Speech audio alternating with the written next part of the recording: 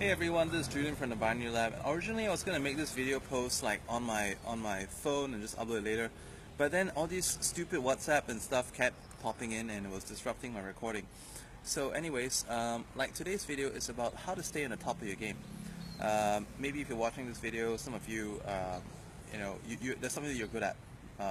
Could be a skill, could be a piece of knowledge. All right, that every time there's something that happens with this skill of yours that you have, you're like the go-to person. So once again, I'm talking about like how to stay on the top of your game. And hey there, George. So like sometimes people have something that they're good at, a skill, a piece of knowledge, and if something goes wrong, you're the person they go to. If they need advice, you're the person they go to. Some people do this for fun, some people do this for business, and like there's even some people who'll be watching this video either now or later on, who could be a nerd either now or back then, or still is.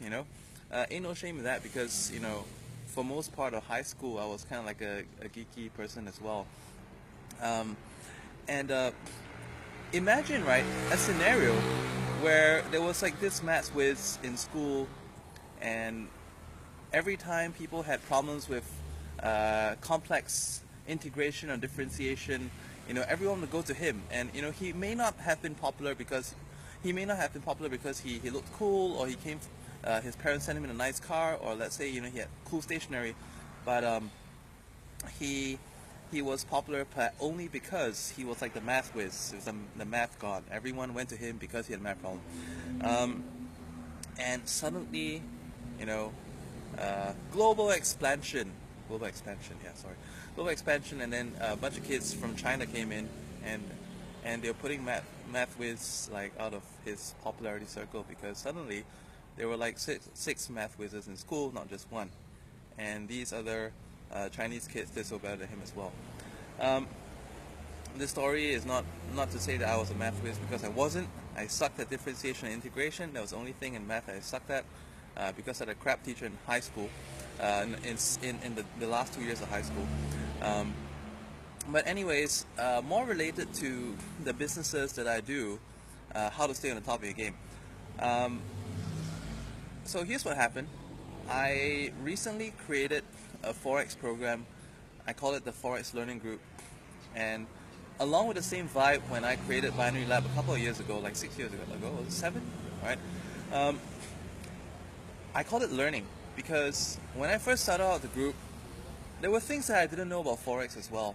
And, like I thought the same thing as I did back then when I started Binary Lab, which was that, it's going to be a group to support one another, share what I know, improve along the way, help each other out, kind of thing. But as time went by, it soon became, I don't mean to be like complacent or anything, but it is the best Forex program that money cannot buy. Why I say the best Forex program money cannot buy? Because I give it for free for anyone who use like a broker link through me. So if anyone's interested in that, just send my Facebook admin a message on that. But this is not for that reason. Okay, this is not a promotion. But deconstructing that success. Okay. Basically, why I consider that a success is because for someone who used to have like fear, trepidation, sleepless nights trading forex because of trade monitoring, like just didn't have the confidence in the trades, right? Or let's say bad experiences from systems that went really bad. I designed a program that now I find that trading by this program, which I teach, my students and I find it so chill and easy to get profitable forex trades, even easier than in binary. Okay, so here's the question. Okay, well, I just started this like a couple of months ago, and how could this thing become better than the binary program that I had for years? Okay, here's what happened with binary. When I was probably one of the first people in Asia, all right, to actually start getting really serious about binary options and teaching binary options, and as a result of that, okay, or let's say back then, like 6-7 years ago, all the material in binary was pretty much like copied and pasted from Forex, which anyone who does trading in binary knows that Forex stuff doesn't work 100% in binary, and probably it only works like 20% in binary because of the longer expiration times. Okay, once again, this is not a Forex video, but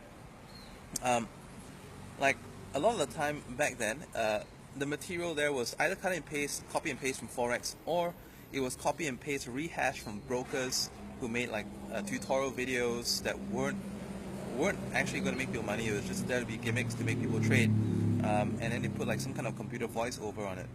So, long story short, back then I saw that all the sources of information around me was crap, so I decided to create my own information. So, by the way, information sells. Okay, and information is wealth. Knowledge is power. Knowledge is wealth and power.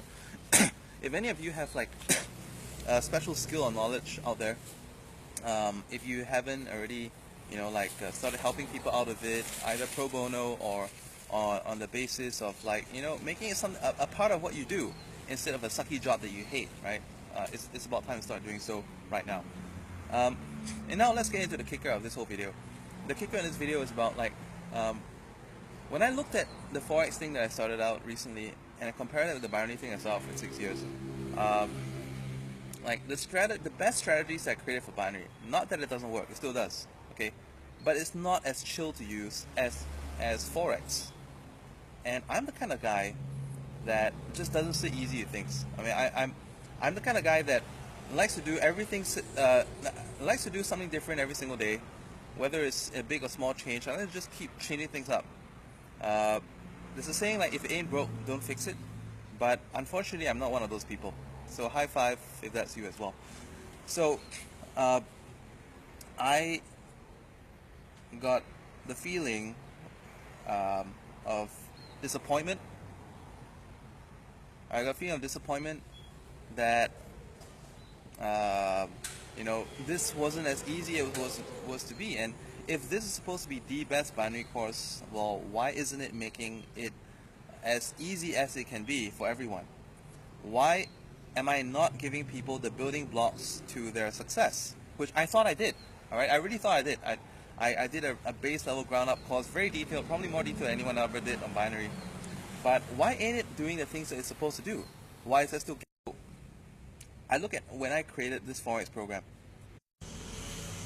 Okay, you guys hear the video? There was some kind of disconnection just now. I don't know why that happened. Oh crap, it was an incoming call. It's so annoying. I mean, all these, I like I said, this was meant to be a video that I pre-recorded and then uploaded, right? And this freaking WhatsApp messages and texts and whatnot, and all calls and everything is popping on my screen, disrupting a video. Anyway, back to the main point. Okay, I looked at Forex program that I did. I looked at binary, and at a point in time in Forex, there was nothing. I knew very little. I knew okay, basically, I know a lot about charts because my mom used to like do it pen and paper style back then. Hey there, Sarah. So I knew a lot about charts in terms of reading charts and everything, but technical analysis, I can analyze it, but it's not the best way. So in order to create the easiest way to trade, I looked around at all sorts of places, basically like Investopedia and all kinds of stuff for different jargon words, and looked up information, forums, ebooks, whatnot. I even also like bought signals, not to follow but actually to deconstruct. So let's say I basically like blew $2,000 on like 8 different signal providers, right? Just as a subscriber, and then I apply them on different accounts just to see what kind of trades I get. Do they win? And if they win, what are they making the trades based on? If they are losing, what are they losing based on? And with all that, that's how I actually put together my program. So it's a knowledge. So basically, it's a knowledge that was acquired, and it's a knowledge that I went out of my way, out of my circle, out of what is convenient to actually obtain.